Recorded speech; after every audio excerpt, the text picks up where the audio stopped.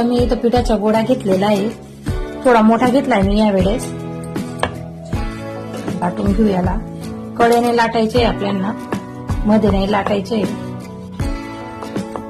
जर लाटायचं नसेल तर तुम्ही असं आजूबाजू कडेने असं हाताने पण करू शकता.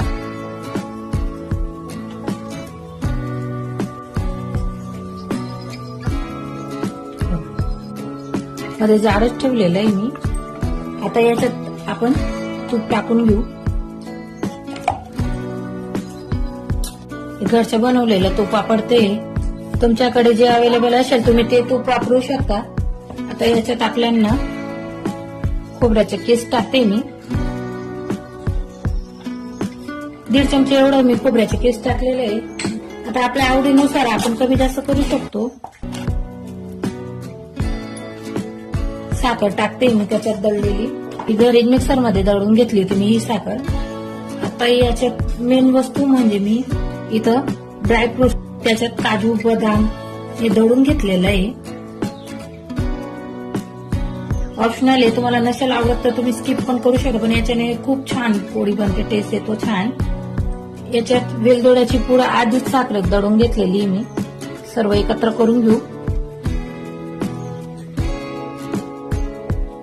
ही पोळीला आपल्याला मोदक सारखी तयार करायची, म्हणजे याला मोदक पोळी म्हणू शकता तुम्ही.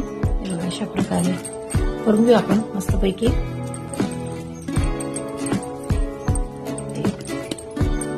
अशा प्रकारे करून घ्यायचे.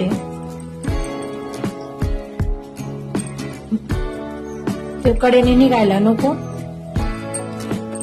आता याला लाटून घेऊ आपण. हाताने प्रेस केल्याने म्हणजे ती फुटत नाही लवकर. आता हलक्या हाताने हिला लाटून घेऊ आपण.